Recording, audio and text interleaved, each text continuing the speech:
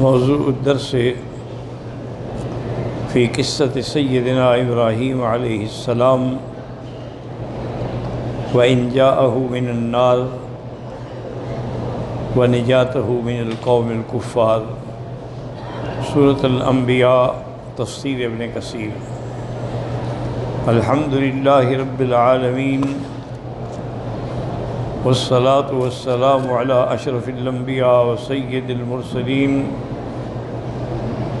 سیدنا محمد وعلى آلہ واصحابہ اجمعین. اللہم صل علی سیدنا محمد وعلى آل سیدنا محمد كما صليت على إبراهيم وعلى آل إبراهيم في العالمين إنك حميد مجيد. أعوذ بالله من الشيطان الرجيم. بسم الله الرحمن الرحيم. ونجيناه ولوطا إلى الأرض التي باركنا فيها للعالمين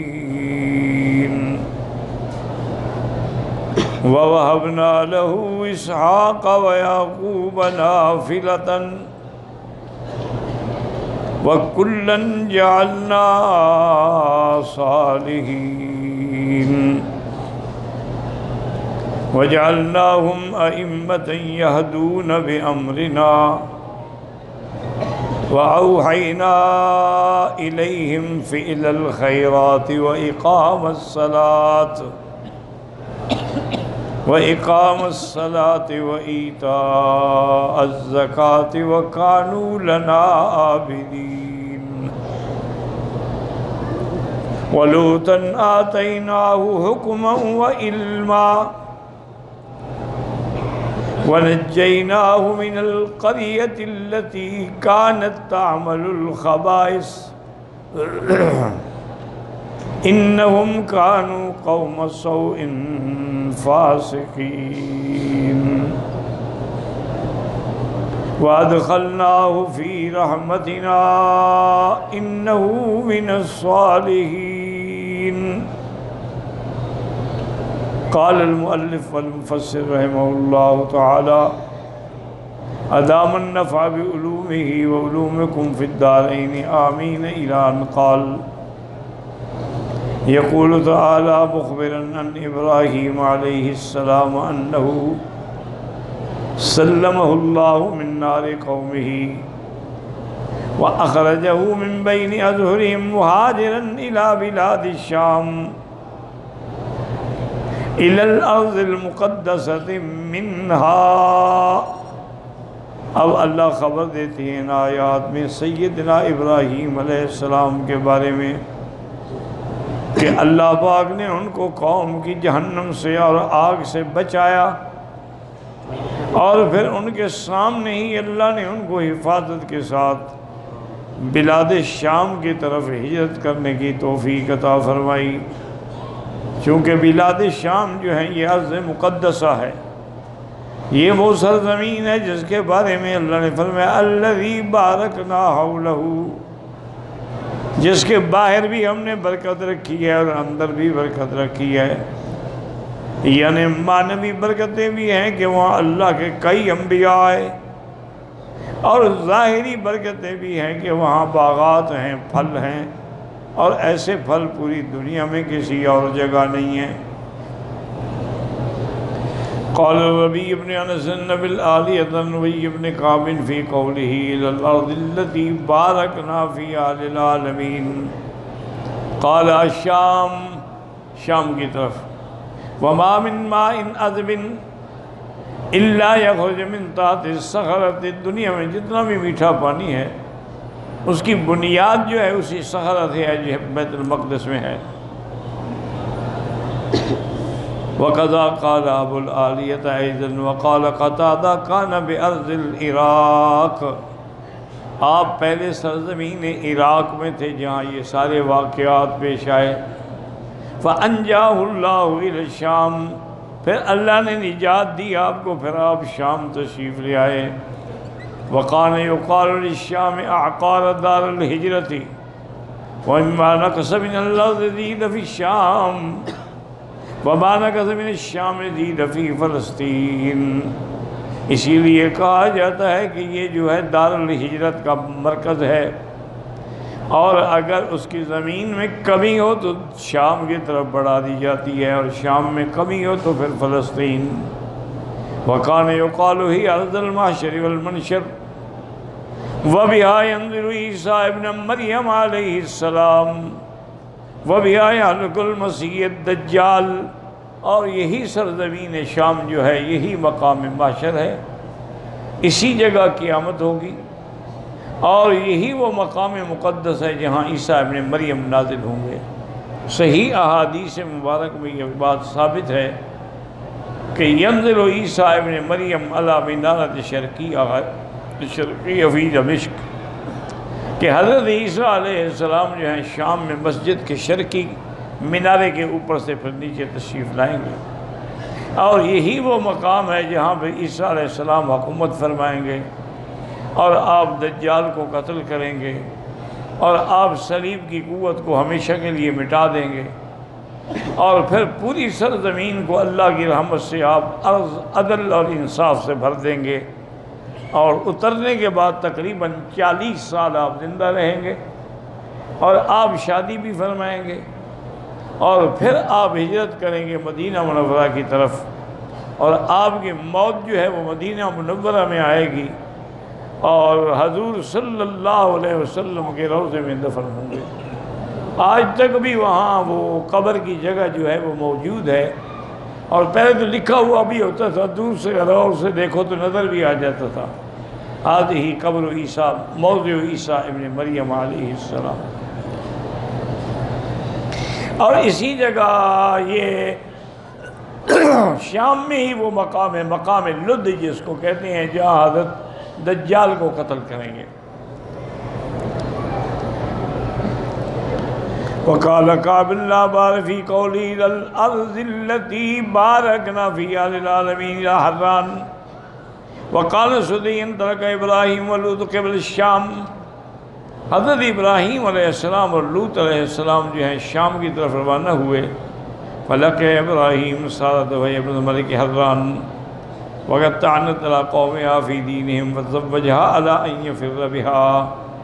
حضرت ابراہیم علیہ السلام کی یہیں بی بی سارہ سے ملاقات ہوئی، اور یہ بی بی سارہ جو ہے یہ بھی بادشاہوں کی بیٹی تھی، اور اس نے بغاوت کی تھی اللہ کے دین کے لیے، تو اس لیے اس کو پھر اپنی جان بچا کر نکلنا پڑا، تو حضرت نے شادی فرمائی، اور نے کہا میں اس شرط پہ شادی کروں گا کہ آپ مجھے اس ملک سے نکالیں۔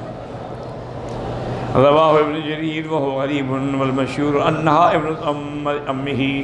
وہ کہتے ہیں یہ روایت غریب ہے کہ وہ بادشاہ کی بیٹی تھی، اصل بات یہ ہے وہ تو ان کے چاچے کی بیٹی تھی۔ وَأَنَّهُ خَرَجَ بِهَا مُهَاجِرٌ مِّن بِلَادِهِ، ان کو لے کے آپ ہجرت کر کے نکلے۔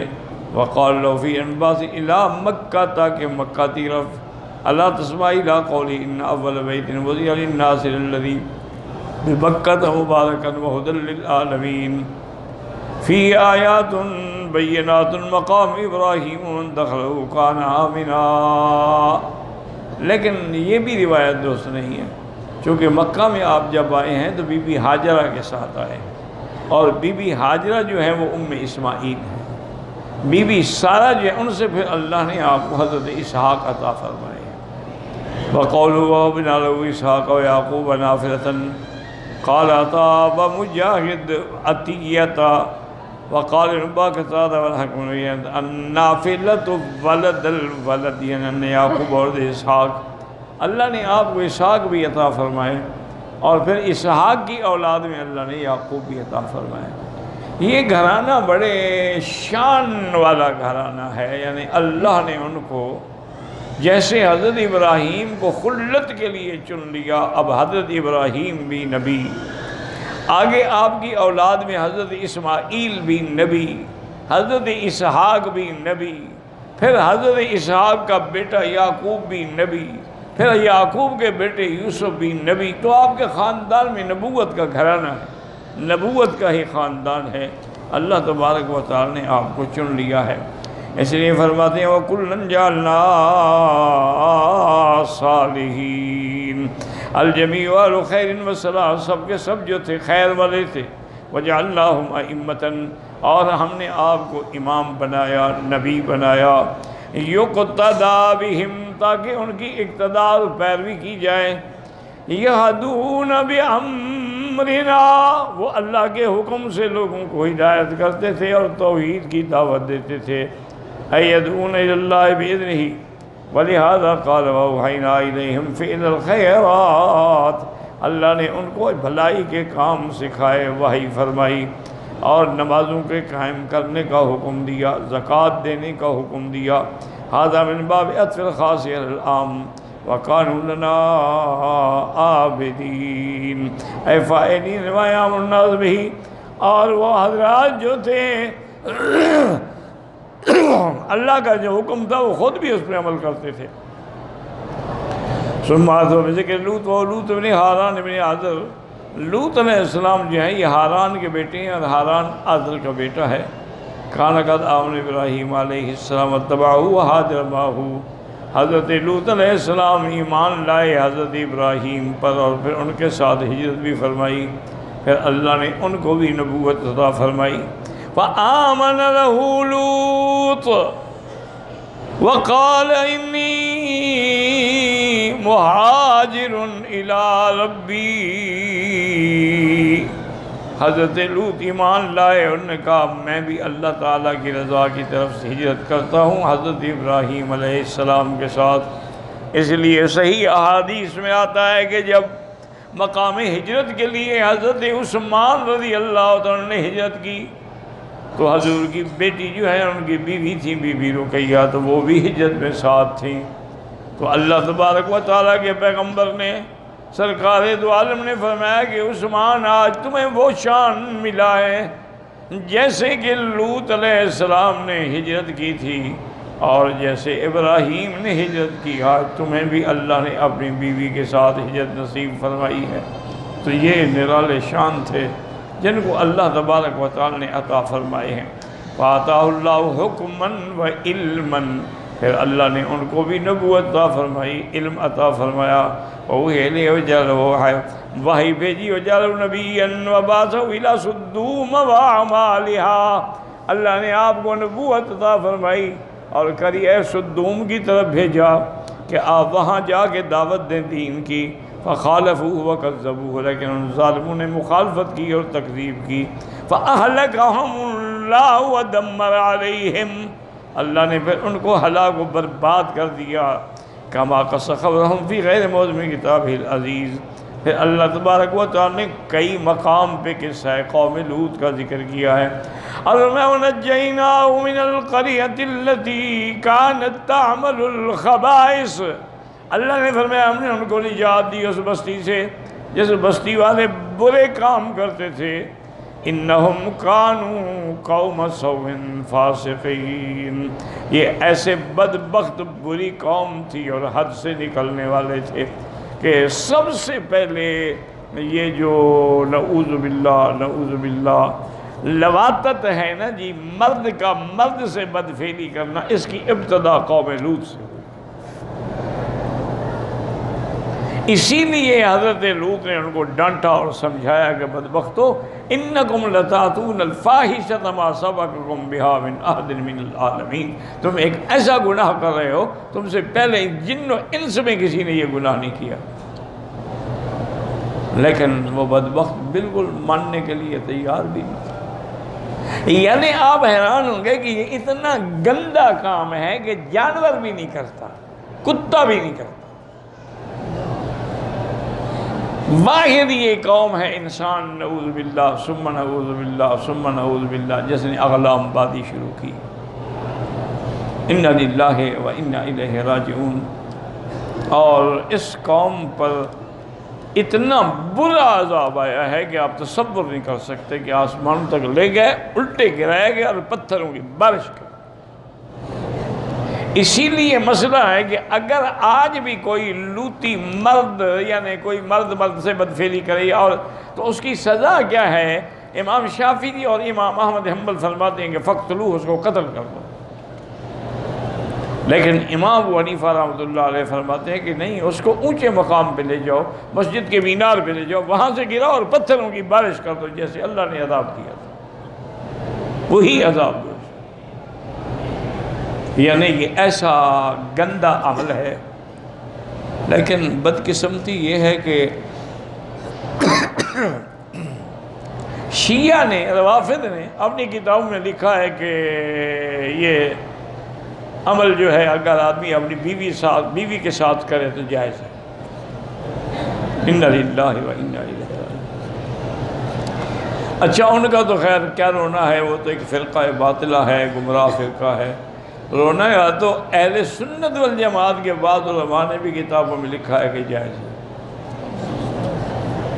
اِنَّ لِلَّهِ وَإِنَّا إِلَيْهِ رَاجِعُونَ وَلَا نَقُولُ إِلَّا لَا حَوْلَ وَلَا قُوَّةَ إِلَّا بِاللَّهِ۔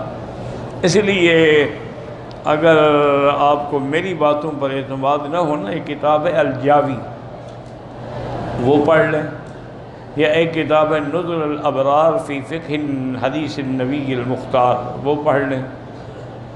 اسی طرح اور فتاوی ہیں ان کے، وہ پڑھ لیں، اس میں انہیں نعوذ باللہ لکھا ہے کہ کوئی ایسی بات نہیں ہے، یعنی یہ ایک عام چیز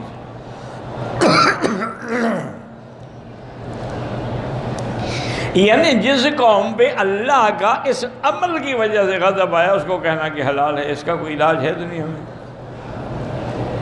ماں سوا اس کے کہ دعا کریں جو زندہ ہیں اللہ ان کو ہدایت دے، اور جو فوت ہو گئے لکھ کے اللہ ان کی غلطیاں معاف کر دے۔ غلطیاں انسانوں سے ہوتی ہیں، لیکن یہ ایسی غلطی نہیں، یہ ضد ہے، ضد کا تو پھر کوئی علاج نہیں ہوتا۔ اس لیے اللہ فرماتے ہیں کہ ہم نے پھر آپ کو نجات دی وہاں سے، وَأَدْخَلْنَاهُ فِي رَحْمَتِنَا إِنَّهُ مِنَ الصَّالِحِينَ، ہم نے اپنی رحمت سے اس کو اپنی داخل کیا رحمت میں، چونکہ وہ صالحین میں سے تھے۔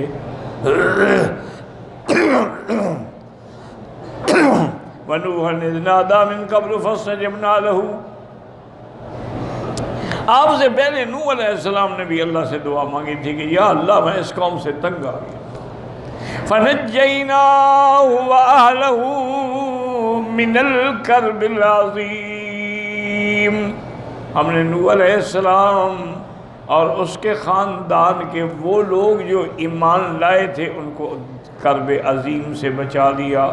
وَنَصَرْنَاهُ مِنَ الْقَوْمِ الَّذِينَ كَذَّبُوا بِآيَاتِنَا، اور ہم نے مدد کی ان کی اس قوم کے مقابلے پہ جنہوں نے اللہ کی آیات کو جھٹلایا۔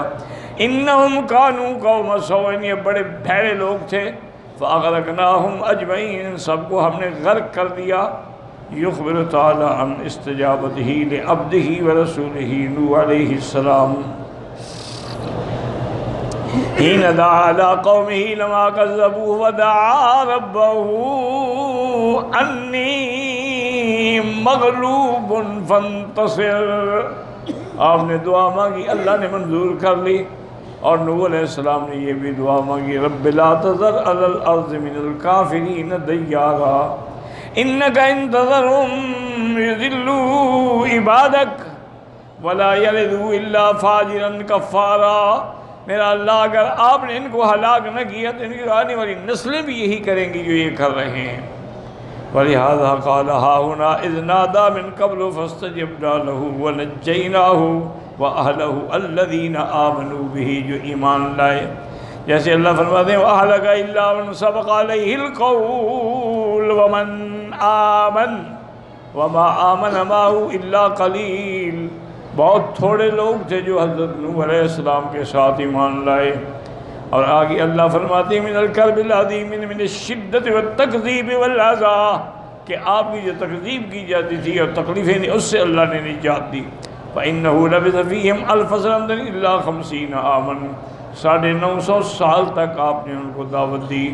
يَدْعُوهُمْ إِلَى اللَّهِ عَزَّ وَجَلَّ فَلَمْ يُؤْمِنْ بِهِ مِنْهُمْ إِلَّا الْقَلِيلُ، بہت تھوڑے لوگ ایمان لائے۔ وَقَالُوا يَصُدُّونَ الْأَعْدَاءَ وَيَتَوَاصَوْنَ قَرْنًا بَعْدَ قَرْنٍ وَجِيلًا بَعْدَ جِيلٍ عَلَىٰ خِلَافَتِهِ، وہ تو نسلوں کو بھی وصیت کرتے بھی اس کو تکلیف پہنچانی ہے۔ وَنَصَرْنَاهُ مِنَ الْقَوْمِ الَّذِينَ كَذَّبُوا بِآيَاتِنَا، ہم نے نوح علیہ السلام کی مدد کی وَنَجَّيْنَاهُ وَخَلَّصْنَاهُ مُنْتَصِرًا مِنَ الْقَوْمِ، آپ کی مدد کی اور آپ کو نجات دی ایسی قوم سے جو ہماری آیات کے جھٹلانے والے تھے، بڑے بھیڑی قوم تھی، اللہ نے سب کو غرق کر دیا ہے۔ اہلکہم اللہ بعامۃ، یعنی عذاب آمۃ، عذاب عام نازل فرمایا۔ وَلَمْ يَبْقَ عَلَىٰ وَجْهِ الْأَرْضِ مِنْهُمْ أَحَدٌ كَمَا دَعَا عَلَيْهِمْ نَبِيُّهُمْ، زمین پہ کوئی باقی نہ رہا، صرف وہ لوگ بچ گئے جو حضرت نوح علیہ السلام کی کشتی میں سوار ہوئے۔ واللہ اعلم۔